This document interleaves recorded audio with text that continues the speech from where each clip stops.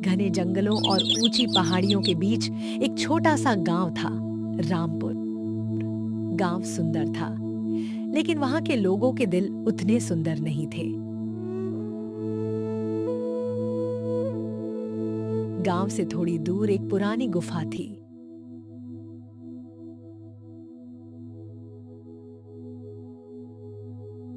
उसी गुफा में दो अनाथ बहनें रहती थीं, राधा और मीरा। तेज बारिश हो रही थी। दोनों बहनें गुफा में चुपचाप बैठी थी। गुफा में एक छोटा सा मिट्टी का दिया जल रहा था।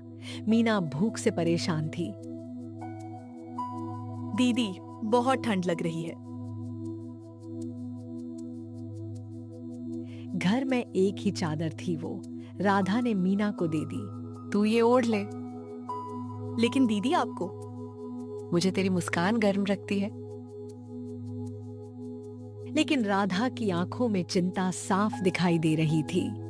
आज पूरे दिन उन्हें खाने को कुछ नहीं मिला था।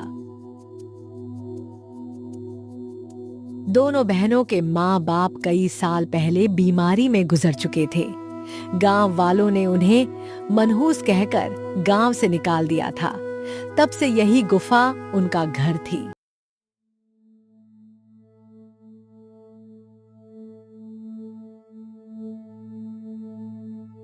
अगली सुबह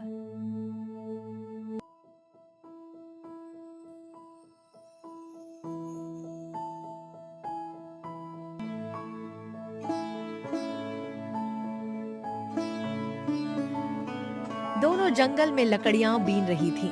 मीना बहुत कमजोर लग रही थी।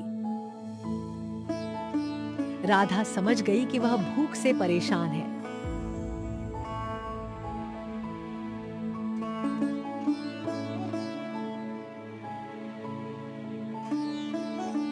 उसने पेड़ से कुछ जंगली बेर तोड़े। ये खा ले। मीना ने बेर खाए, लेकिन उसका पेट नहीं भरा।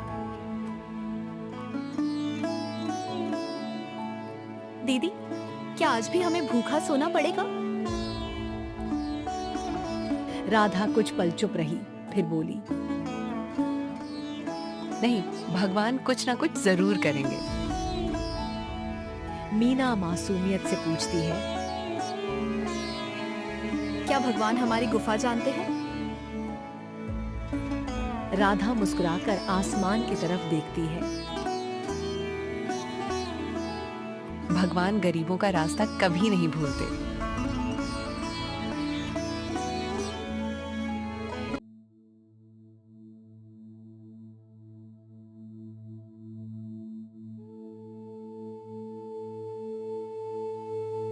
दोपहर में दोनों बहनें पानी लेने गांव पहुंची।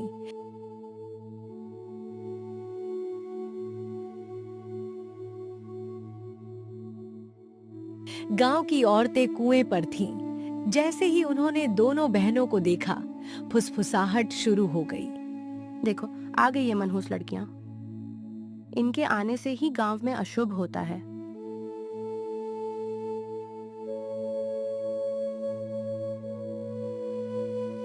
मीना डर कर राधा के पीछे छिप गई।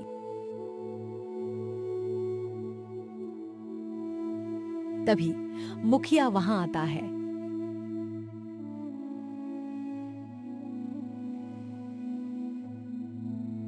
तुम दोनों को कितनी बार मना किया है गांव में आने से? राधा विनम्रता से बोली, मुखिया जी, बस थोड़ा पानी चाहिए था। नहीं मिलेगा। तुम दोनों जंगल में ही ठीक हो।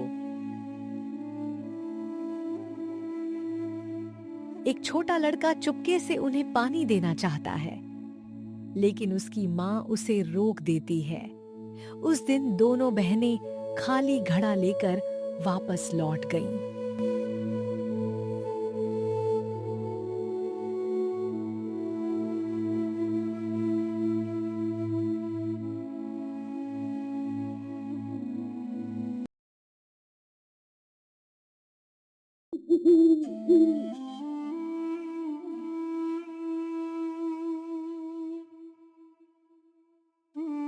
रात हो चुकी थी।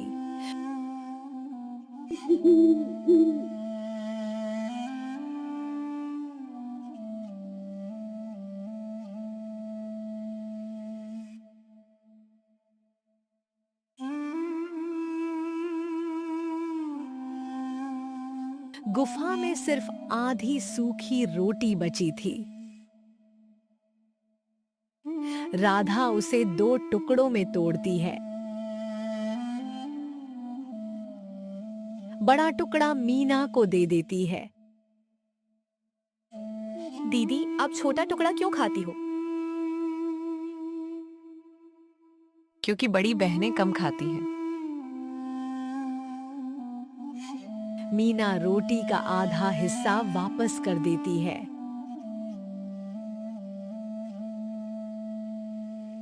तो छोटी बहनें भी बांटना सीखती हैं। राधा भावुक हो जाती है।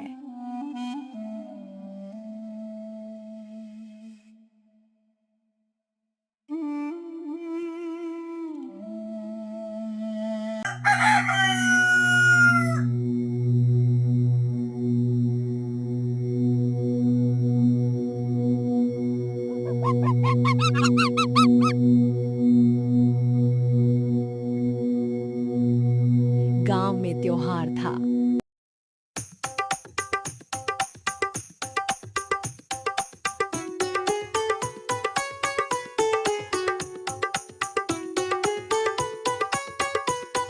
हर तरफ रोशनी थी।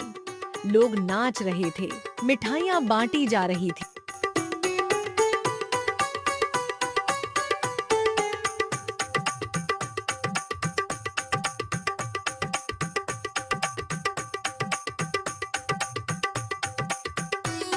गुफा के बाहर बैठी मीना दूर से सब देख रही थी। मीना उदास होकर कहती है,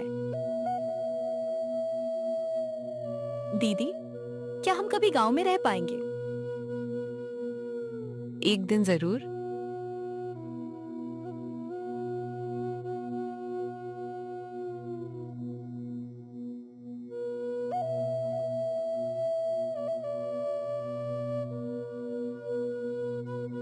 अरे मनहूस लड़कियों, यहाँ क्या कर रही हो?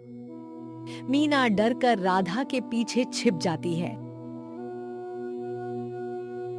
राधा मीना को बचाते हुए कहती है, चल मीना। दोनों चुपचाप वहां से चली जाती हैं। अचानक मौसम खराब हो जाता है। तेज तूफान और बारिश शुरू हो जाती है।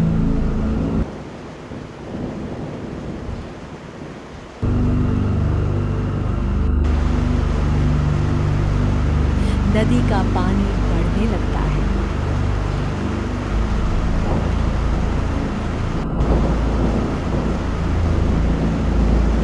राधा पहाड़ी की तरफ देखती है। उसे मिट्टी खिसकती दिखाई देती है।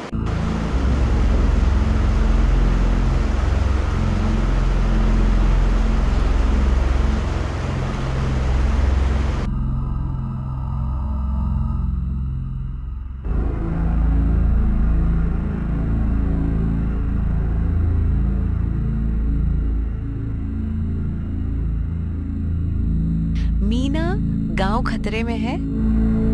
पर गांव वालों ने तो हमें कभी अपनाया नहीं। बुरे लोगों की वजह से हम इंसानियत नहीं छोड़ सकते।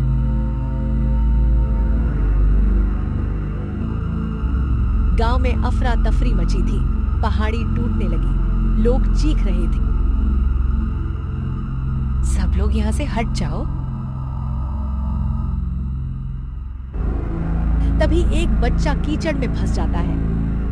मीना तुरंत दौड़ती है। दीदी, जल्दी। दोनों मिलकर बच्चे को बचा लेती है।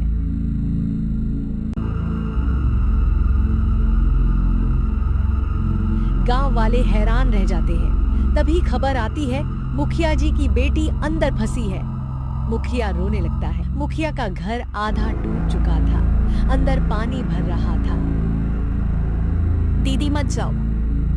अगर मैं नहीं गई तो वो बच्ची मर जाएगी। राधा अंदर दौड़ जाती है। कुछ देर बाद वह छोटी बच्ची को गोद में लेकर बाहर आती है। पूरा गांव स्तब्ध रह जाता है। मुखिया रोते हुए राधा के पैरों में गिर जाता है। हमने तुम्हारे साथ इतना बुरा किया, फिर भी मेरी मदद की। अगली सुबह बारिश रुक चुकी थी। पूरा गांव इकट्ठा था। मुखिया सबके सामने बोलता है, आज इन दोनों बहनों ने साबित कर दिया कि इंसान की अच्छाई उसके कपड़ों या घर से नहीं होती। एक बूढ़ी औरत आगे आती है। इन बच्चियों को अब गांव में रहने का पूरा हक है। धीरे धीरे सभी लोग सहमत हो जाते हैं। मीना खुश हो जाती है। दीदी अब हमें कोई नहीं भगाएगा ना? राधा की आंखें नम हो जाती हैं। नहीं मीना, अब हमारा भी एक घर होगा।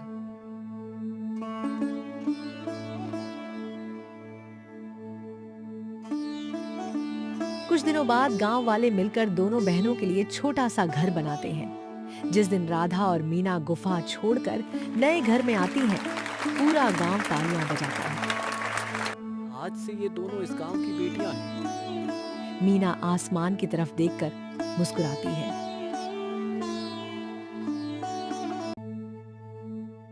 रात को दोनों बहनें आसमान देख रही थीं। हवा शांत थी। चांद चमक रहा था। दोनों बहनें एक दूसरे के कंधे पर सिर रखकर आसमान देखने लगीं।